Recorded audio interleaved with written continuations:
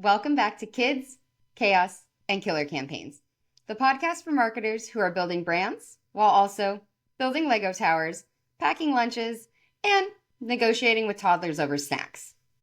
As a mom of two, a digital marketer, and someone who recently spent 30 minutes trying to explain to my toddler why Alexa doesn't understand your knock-knock jokes, I'm excited to dive into something every marketer battles with: keeping up with marketing trends. Every time you scroll LinkedIn or check your inbox, there's a new tactic or must-do strategy. And while some are game changers, some are frankly just time wasters. If you've ever felt the pressure to be on Threads or launch a TikTok strategy while also folding laundry, implementing a new automation process, and trying to stay on top of your work emails, you're not alone. So let's talk about how to cut through the noise and focus on trends that actually move the needle. The truth is, trend overload is real, and you don't have to do it all. So let's start with a small dose of the truth. You don't have to chase every trend out there.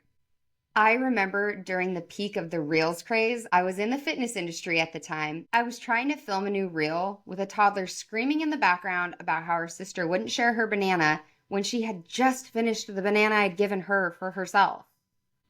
And I thought to myself, why am I even doing this? Before jumping into any new trend, you should ask yourself these three things. 1, does it align with your audience? 2, does it support your goals? And 3, and most importantly, do you actually have the capacity to do it? If the answer to any of the above questions is no, skip it. Trends are just tools, and you are still the strategist. First, we're going to talk about trends to consider adopting. So, a few trends that actually have staying power and are realistic for busy marketers. The first is short-form video. Keep it simple. You don't need a studio or production-level video equipment or 3 hours of editing. One of my highest performing posts to date was one that I filmed on my iPhone while filling up my car for gas, and I had both my kiddos in the car. One of my absolute favorite marketers, Jay Schwedelson, recently shared in his podcast, Do This, Not That, some interesting LinkedIn stats. 15 to 30 second videos are currently the highest performing video content on LinkedIn. And if you're going to go over that 30-second mark, it's crucial to stay under the 2-minute mark to optimize the LinkedIn algorithm. My pro tip on staying on top of short-form video content is to batch records. Film 2 to 3 videos at a time while your kiddos are occupied. And keep your videos raw and relatable. Real is what people connect with. Now, another trend that I think is around to stay is AI for productivity. From ChatGPT to Canva's Magic Write, AI can save you hours.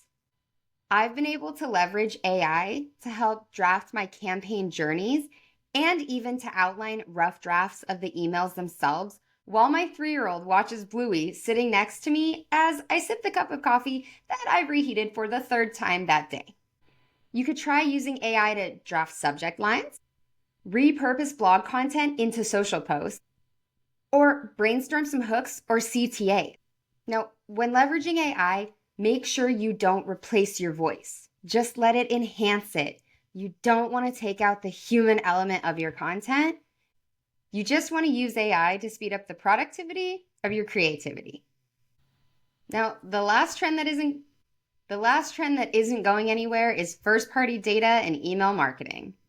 With third-party cookies fading faster than my toddler's attention span, first-party data is becoming everything. This means building your own email list and nurturing it consistently is no longer optional. It's essential. Platforms like Meta and Google are already limiting how much data advertisers can access. So the more data you can collect directly from your audience, the better. If you haven't already set up a lead magnet or welcome nurture sequence, now is the time. Start simple. Think a downloadable checklist, a quick quiz, or even a helpful guide. Your goal is to give people a reason to hand over their email. And once they do, keep showing up in their inbox with value-add content. Now, a quick mom marketer tip. I was able to whip up a 3-part nurture sequence from the bleachers during my girls' swim lessons using nothing more than a Word doc and HubSpot. No fancy graphics, no endless edits, just helpful content, a few well-placed CTAs, and a clear, approachable tone that aligns with our brand. Like I've said before, sometimes done is better than perfect. It's important to start where you are. And remember, your email list is one of the few marketing assets you actually own. Treat it like gold, because honestly, it is. So, a few trends to be cautious about. Some trends sound good in theory, but in reality, they're not worth your time, especially if you're a marketer trying to balance laundry, workflow automations, and keeping up with your work email. So, avoid jumping on every social platform.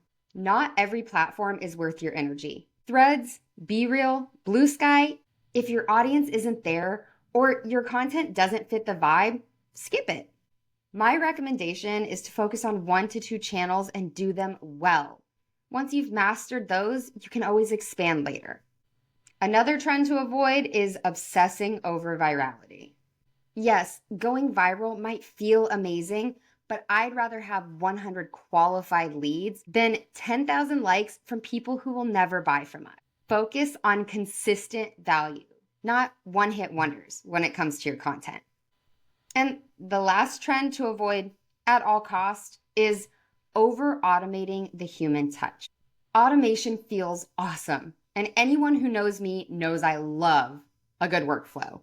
But if your whole funnel feels like a robot, it's a huge turnoff.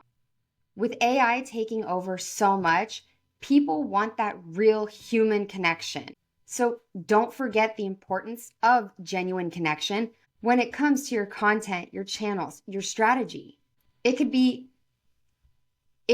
personalized replies, voice notes, phone calls, or even handwritten notes from your account executives.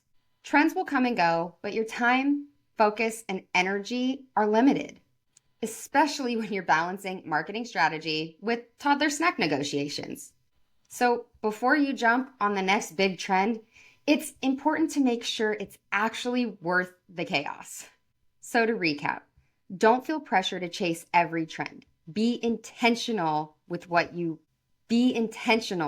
marketing. Embrace what works. Short-form video, AI tools for productivity, and first-party data in your email marketing. And skip what drains you. Too many platforms, chasing virality, or over-automating can really drain all the effort that you put into your marketing strategy. Remember, your sanity matters more than any shiny tactic. So your challenge for this week, pick one trend to test and one trend to stop worrying about. Give yourself permission to simplify. And if you're multitasking while listening to this podcast and wrangling your kids or heating up lunch, you are absolutely crushing it. Thank you so much for checking out this podcast. I'd love to hear the topics you want to hear discussed, so please drop them in the comments or shoot me a line on LinkedIn. I encourage you to subscribe to the podcast, leave it a review, or share it with a marketer who you think would benefit from today's trend tips. I'd love to connect on LinkedIn to stay in touch through this journey. My LinkedIn will be dropped in the show notes so that you can click there and shoot over that connect request. In our next episode, we'll be talking about morning routines that set you up for success.